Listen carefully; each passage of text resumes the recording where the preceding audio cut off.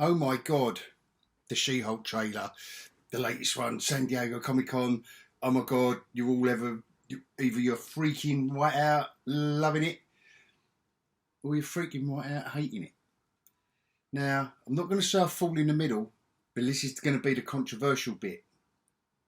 No, not the shirt. It's the only green thing I could find. Aside from that, the controversial thing is, if you look back at the comics you claimed you read and you loved in the early 80s, I was there, believe it or not. I know, I'm the geekyOlhog, so that was just my little joke. A little bit like the in-jokes that the She-Hulk had all the time, every page. It was just a crack on comic book fandom, on what it took to sell a comic, on big-breasted superheroes in comics. It riffed off of everything that normies back in the day would take the piss out of. And I think this show could have been that. But what I'm going to say is, I think it's a lot nearer to the comic, the moans and groans. Anyway, we're going to get into it. I won't waffle on. And this might be an interesting one because I'm not arvsy. In fact, I'm saying it ain't as bad as what we're all thinking if you've read the comics. And I think there's a lot of liars out there, which I wish I was in their millions of viewers. But anyway, I'll sulk in my dozens. And I'll see you in a minute and let's get into it.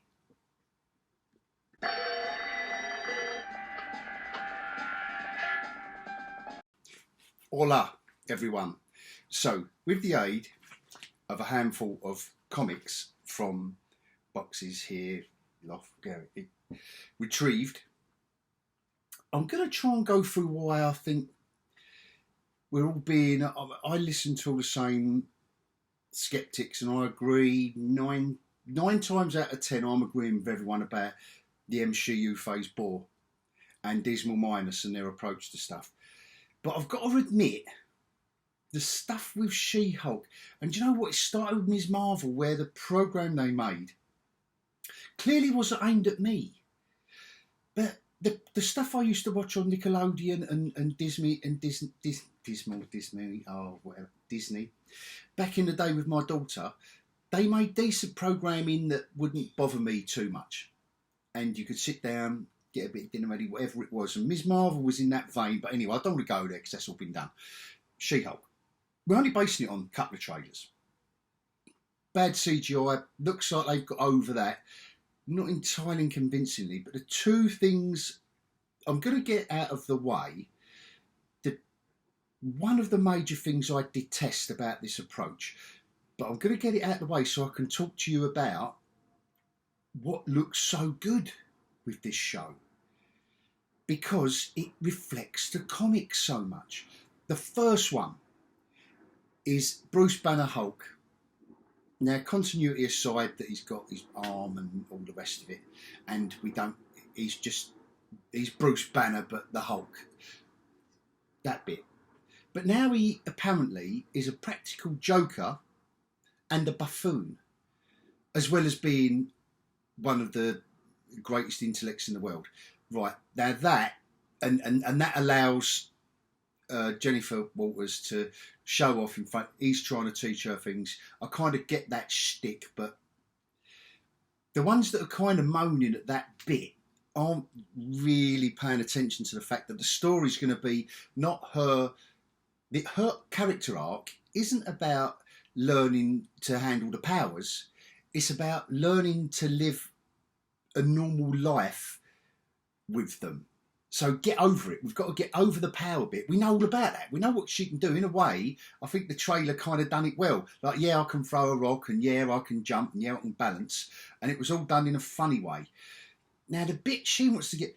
And don't forget, in the comics, which I'm going to refer to in a minute, don't worry, she loves it. She loves the fact... So it kind of suits a modern audience. I don't know where they're going to go with this, to be fair, and I don't think they're going to explore the narcissism of modern day celebrities, which they could have done in this. But what I want to say is, compared to the comics and what they did, the moans and groans from that same section of social media, let's say, I think is missing the mark, and they may be basing it on their impressions of the comics rather than having read them, and maybe not even having read them, and they want tens of thousands of viewers on their videos, which I will be getting soon. I know I will. This one could launch me because I've got a different view on it. So 1980, first She-Hulk comic. Let me get into it. Let me explain where I am. 1980 first She-Hulk comic. Stan Lee created it. John Buscema drew it. He had done Conan and Hulk, and he was one of the Marvel comic book stalwarts back in that day, 70s, 80s, maybe even to the 90s. He'd done a lovely, brilliant long run on Conan. Just one of the top standard artists. But She-Hulk was a very standard character. It was literally, and I don't know what the link is between maybe the TV show coming out and being a success, and Stan Lee with his marketing brain, with his businessman brain, thinking, what if we did a She-Hulk? Way ahead of his time, because obviously we get it. Oh, don't we get it now? We're not going to go there at the moment. Not in this video. But that run of comics, I don't know how many it lasted, a couple of years. Now, the one, if you've been watching videos slating this She-Hulk, the Dismal Minus's approach to it, most of them are going to be citing John Byrne, writer and artist of the run, that everyone claims to love. But what I'm going to say is, the Jennifer Walters we see in this trailer, I've got to say, and she's a 37-year-old actress as well. She's a decent actress. And for me, she's there for me with the Jennifer Walters bit. My second gripe, I know my first gripe was about using Bruce Banner too much and making a fool of him. That's my first gripe. My second gripe is I just know that they're not going to allow her to be... She's going to be a kind of... It's going to be like a watered down Sex and the City, where it should be a proper... It could be a powerful piss take of comic book fandom. Like, if you really want to attack maybe the patriarchy and the misogyny and, oh my God, heterosexual middle-aged white men that could still collect comic books after the age of 14. Yeah, come on, take the piss. Because John Byrne in 1982 literally did that. He literally did that. And issue 1, the cover of issue 1, beautiful artwork, by the way. I'm always a fan of John Byrne, and he'd done tons and tons of comic stuff. Pardon me for... issue 1. And it says, okay, so it's had its first run and it was very standard. Didn't last long, a couple of years.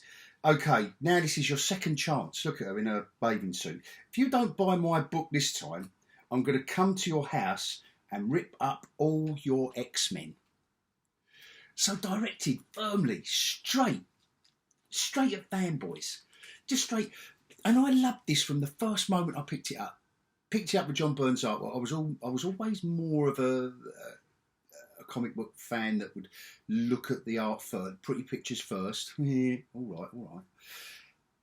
But nevertheless, I just like John Byrne's storytelling. He was writing this as well. So, and he'd written, I don't know whether he'd done Alpha Flight, Fantastic Four. He had long, lovely runs on tons of stuff.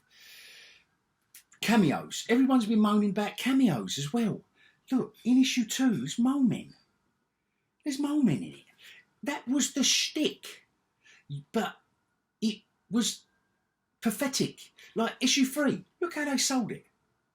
Look how they sold it. It's my third issue, time for an obligatory guest star. They were taking the piss out of this stuff in the early 80s, or John Byrne was, and we were loving it. A Golden Age character in issue 4. I haven't bothered opening it up. It's worth, I think this one's worth about 25 grand, so I didn't really want to touch it. I haven't hermetically sealed it yet, but I will. It'll be worth 35 grand once I do that. And on and on and on. This cover, that's the problem with being a superhero. Sooner or later, you're bound to end up hanging on the outside of a rocket that's been hijacked by a couple of truckers. Star trucks. Now, this is all stuff that you might be recognising from the trailer. Cameos, the irreverent tone. But this is the other thing. Daredevil turning up at the end. Now, for me, She-Hulk was always off on the side of everything. You never got her mixed up with anything, because this was just the bit over there that you could just relieves the. It's just that release, like Guardians of the Galaxy was when we was doing that lovely run of Marvel films. Guardians come along and it just give us a bit of a giggle, but nevertheless not too far. But it was measured, well considered. It was adults doing it. This is before the days of all the agenda-driven crap. Ragnarok was another one that, for me, it really did push that out of limits of the envelope, but it just about worked, and I did enjoy it. And again, this kind of stuff was sandwiched in between. You just needed it. I think you needed it. Otherwise, everything was going to be well heavy. Oh, well heavy with Thanos and all. Well heavy. So, Ant-Man was another one. Just lob it in there. And again, do something a little bit different. If it works, bring him in. If it don't, just flick him away or spray him. Like a little bug, get your stuff out. Anyway, it was always that. So and again, back to why everyone's moaning at this trailer, but that's all it was. I've got issue 50. There's an issue 50. John Byrne's back. And in it goes through, it does a pastiche. So it's a story about John Byrne's dead. So the writer and creator's dead. He can't draw it no more. So her assistant or his assistant, whoever it is, comes along with all different ideas. And the artist of the day, Dave Gibbons, who drew Watchmen, among other things. Frank Miller, Sin City, loads of Daredevil, etc., etc., etc. Wendy Pinney, that might not be a name that you know, but she did ElfQuest back in the day, an independent comic. A woman, yes, there were women around. Stop banging on about it, everyone. They were there. There was independent comics and there was females in it. There was diverse storytelling. There was plenty. There was another one called Love and Rockets, and then Cerebus. There was just these independent comics that were just rocking and rolling before everyone stood up and before social media. You got to do more of this, more of that. No. Walt Simonson. So he was doing a Thor run even before or after this issue around then. And they literally call her the mighty babe of thunder. And look at the outfit they put her in. They are taking the piss. The amount of times in this comic under John Byrne's stewardship, they just took the piss. The Howard Chaykin page. Now, he had done a comic called Black Kiss, which was banned from everywhere because it's sexual content. Well over the top, 12 issues. Vortex Comics, I think it was back in the day. But anyway, he'd done a long run on American Flag. He'd done the 6 issues of the Star Wars. Very well-renowned comic artist. He was a name back in those days. I don't know what the names are now. But back then, so he's done a page where it's just on the phone and they take the piss out of the fact that Chaykin has done a sample page for She-Hulk. And so you understand what I mean. Aragonis does a Popeye one. Adam Hughes does another one and he does beautiful artwork. And I know he's still around because he did a cover for Elektra, Black, White and Red, or whatever that anthology is at the moment. And you must know that name. And then the Howard Mackay, whatever it is, rhymes with Sam Wilson's actor's name. But anyway, he does the main story at the back, like 8 issues, which is a kind of throwaway, again, just a stupid story. And then ends with a story called Lil She-Hulk. 3 pages of, and this is, what would you say? What is it, 50? Yeah, 30 odd years before Baby Yoda or, well, Dismal Minus. it's almost this stuff's almost prescient in a way. I mean, look, there's issue 8 cover. They've got Father Christmas in, Little Nick, whatever they was doing, whatever they was riffing off back in that day. I'm just going to put them down. So I think what I'm trying to say is this trailer had more right than wrong. For me, it's only the trailer, and I know where Dismal are going to go with this. I think we all know where they're going to go with it. But when we all jump on the trailer and go, I mean, mental, I didn't follow the comic. Do you know what? For me, they have followed just, and I know I'm only basing it on the trailer, but then so is everyone basing their moaning and groaning. So I'm just basing my little old opinion at the moment is they've got more right than they've got wrong, because the comic, and I know it went serious again, like it all has to. I'm talking about the John Byrne stuff that a lot of people are quoting they haven't hit the mark. Because She-Hulk was never really a serious character. But I know they've obviously had to bring her in the modern age because we all need the female one or the different colour one, even though she's green, even the Hulk's green. But anyway, we won't go there. But it's hitting the mark more. And in a way, if they carried that on in the series, I'd like to see that. But I know they're not. And I know they're dragging in serious characters that all this does, all this type of show does, and the fourth wall, looking at them, all that does, anyone who's going to be in the show, it makes a mockery of. So the Abomination's done. The Hulk's already done. We've seen that from the trailer. I mean, he's fucked. He's fucked. He's an idiot now. They got Daredevil at the end, twisting, like, look at him there, he's hardcore, man. How can he be hardcore if he's dealing with, I know he's an attorney. Oh, great work, everyone. But what you're now doing is, when you tell us, oh, Dismal, that you're setting up, oh, it's going to be as good as Netflix. No, it ain't. We all know it ain't. But how can you believe with that? But the cameos they should have had were either like Spider-Man, who bounces in and he's in and of himself, he's a bit silly anyway and bounces off, or stick to the B-lists.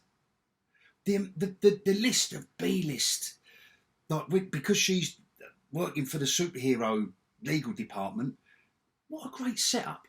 But have all the B-listers that we've never heard of, so we can stay away from all the serious stuff. Because inviting all the, then again, I don't think they want to do it serious. And I did start this off like really happy, and now I'm winding myself up. But no, I'm going to stop there, because that's my only 2 or 3 problems with it. I'd really like it. I've got a feeling, for me, this is going to be a bit more of a hit than a miss. I don't know what that means, scoring it out of 10 or something, or being similar to and it's the John Byrne comics I'm talking about, not the modern era, and not going to stop waffling. Let's see, all you thousands and thousands, hopefully you'll remember this video after you've watched the first episode, and you can come back and we'll talk about it some more. Adios.